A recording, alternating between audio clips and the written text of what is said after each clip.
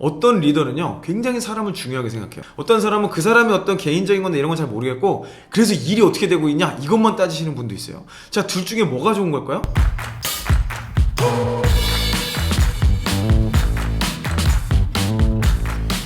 안녕하세요 여러분. 오늘 여러분과 제가 다뤄볼 주제는요, 영화 인턴을 소재로 상사와 어떻게 의사소통을 하는가에 대한 이야기입니다. 의사소통은 모든 직장인의 영원한 골칫거리죠. 그래서 제가 여러 차례로 여러 각도로 말씀을 드렸는데 여전히 상사와의 소통은 좀 어렵다라고 느끼시는 분들이 많으신 것 같아요. 저희가 인터넷을 검색하다가 한 4년 전쯤에 직업한국에서 조사한 직장인들의 실태를 본 적이 있어요.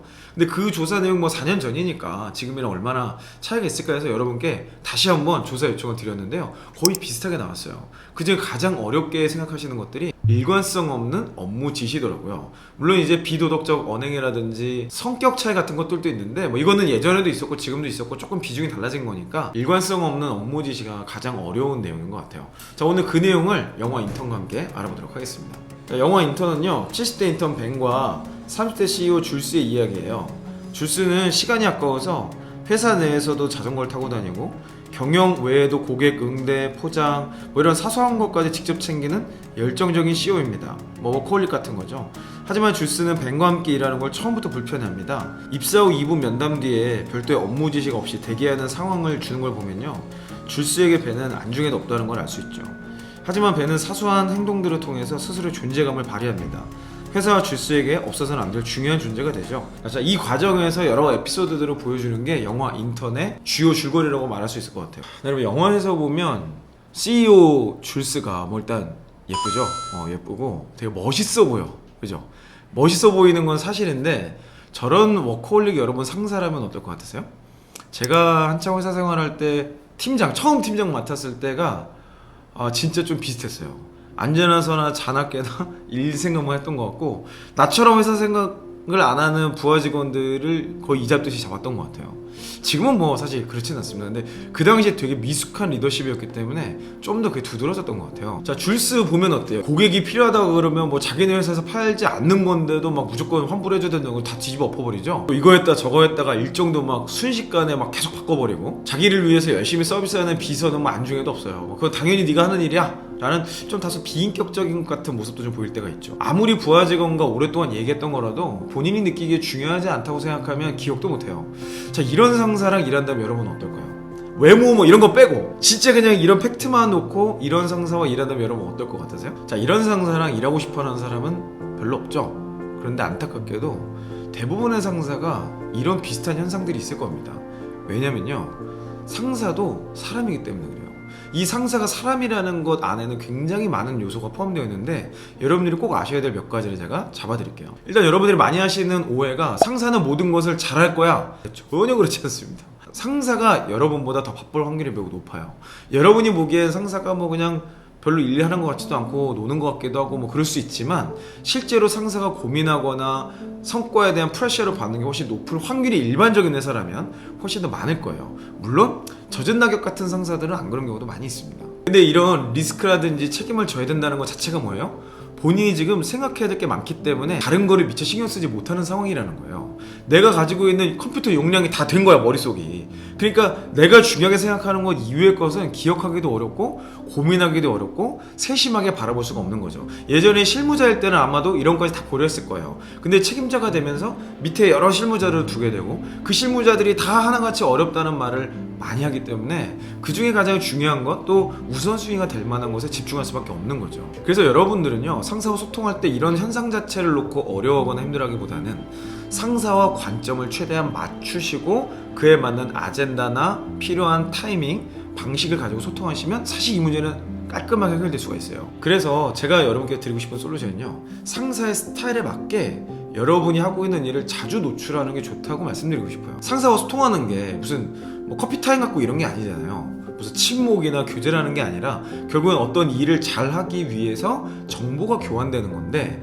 여러분이 그걸 잘 하려면 그 상대방이 원하는 정보가 뭔지를 알고 그 상대방이 필요한 내용이 뭔지를 알면 훨씬 쉽게 될 수 있겠죠. 여러분이 하고 있는 모든 일을 다 노출할 필요도 없고 상대방이 원하는 것만 딱 찾아서 그 부분을 잘 전달하면 그 상사도 여러분들이 뭘 하는지 잘 알고 있고 또 여러분이 필요한 부분들을 최대한 지원하려고 노력을 많이 하게 될 겁니다. 자, 그래서 제가 상사의 유형을 몇 가지로 좀 정리를 해드릴게요.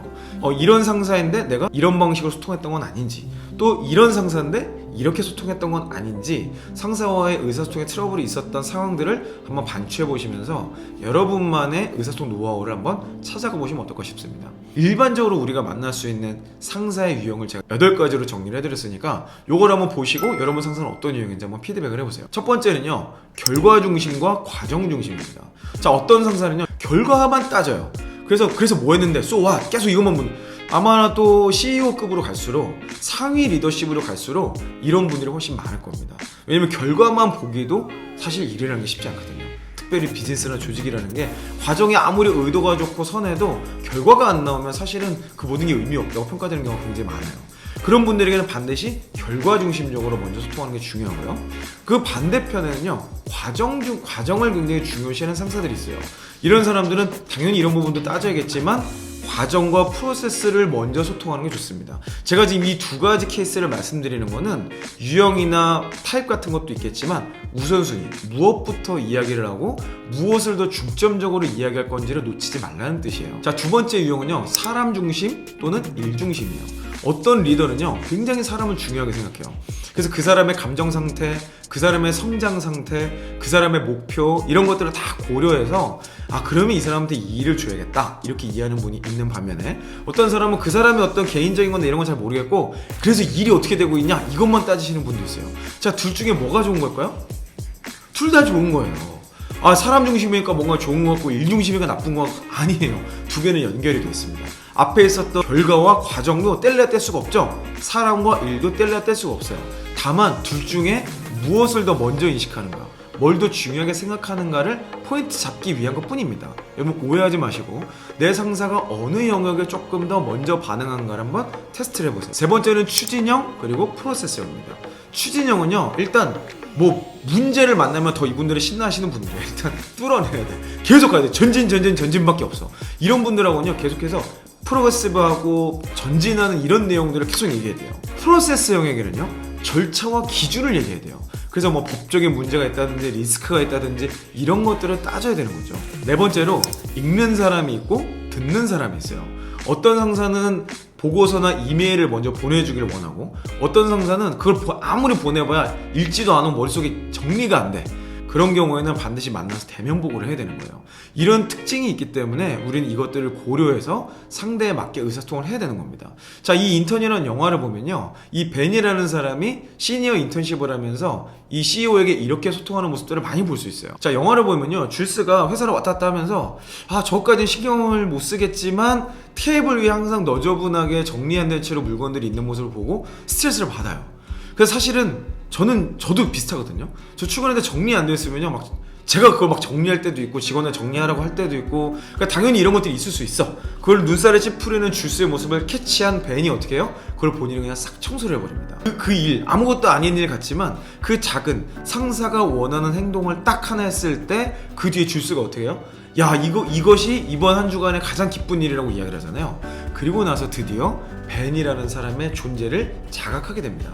상사의 고민이 어떨 때는 엄청난 게 아닐 수도 있어요. 지금 영화에서도 보면요, 이동이 많은 줄스를 위한 최단 시간 운전, 불안해하는 줄스를 위한 격려 한마디. 자, 이런 사소해 보이는 것들이 벤이 줄스를 위해서 한 행동이에요. 이 사람이 원하는 게 뭔지를 이 사람이 굳이 말하지 않아도 관찰을 통해서 이렇게 해야 되겠구나, 이런 것들이 중요한 의사소통이구나 라는 것들을 실행하게 된 거죠. 자, 상사의 고민이 무엇인지 알고 있다는 거가 전달만 돼도요, 상사가 여러분을 바라보는 태도나 의사소통의 깊이가 굉장히 많이 달라질 거예요. 자, 그러면 제가 여러 가지 말씀드렸는데 많은 분들이 제가 이런 이야기를 들으면은 너무 꼰대 같다, 너무 비현실적이다, 너무 말도 안 된다, 왜 내가 그렇게까지 해야 되냐, 이런 분들이 많이 있어요. 자, 여러분들이 같이 일하고 싶어 하지 않는 상사의 유형이 뭐죠? 꼰대죠? 꼰대 특징이 뭡니까? 자기가 맞다고 생각하는 거, 내 생각만 막 주장하는 거예요. 그리고 배우려고 하질 않아. 그러니까 꼰대가 되는 거거든요. 자, 근데 여러분 조금만 입장을 바꿔 생각해 볼게요. 여러분이 상사를 이해하려고 하지 않으면요, 잘못하면 여러분들도 위치나 나이가 다를 뿐 똑같은 꼰대의 기질을 가진 걸 수도 있다는 얘기죠. 굉장히 절망스러운 얘기일지도 모르겠지만 몇 가지 포인트만 이해하면요, 상사를 이해한다는 건 생각보다 쉬운 일이 될 수도 있습니다. 뭐 제가 다른 거 제가 드리는 말씀이 뭐 동의가 안 되는 건 뭐 어쩔 수 없고요. 그건 여러분이 선택하시면 되는 문제인데 왜 이렇게까지 해야 될까에 대해서 제가 드리고 싶은 말씀이 있어요. 자, 이렇게까지 해서 상사와 커뮤니케이션을 맞추잖아요. 누가 더 이득일까요? 사실은요, 여러분이 얻는 게 훨씬 많습니다. 상사의 권한을 내 걸로 만들 수 있어요. 상사의 지지를 통해서 내 일을 훨씬 쉽게 할 수 있어요. 상사를 내 편으로 만들잖아요. 우리 조직의 방향성을 내가 기획할 수 있어요. 그뿐만이 아니죠. 상사와 좋은 관계 속에 있잖아요. 여러분 회사 가는 게 지금처럼 고통스럽지 않을 거예요. 상사와 소통하는 것에서 즐거움을 찾는 그 순간이 되면 회사 생활도 굉장히 즐겁고 재밌어집니다. 네, 앞으로도 각종 영화와 책들, 여러분의 고민까지 여러분이 필요한 내용들을 제가 또 영상을 만들어서 올려드릴 테니까요. 좋아요, 구독, 알람 설정 부탁드리고 여러분의 고민들을요 조금 더 구체적으로 댓글로 달아주세요. 그리고 더보기라는 이메일로 여러분의 사연을 보내주시면 제가 그 내용을 가지고 고민살롱 영상까지 만들어 보도록 하겠습니다. 네, 저는 앞으로도 여러분의 멋진 커리어를 위해서 함께 뛰도록 하겠습니다. 여러분 화이팅 하세요. 이상 이영이었습니다.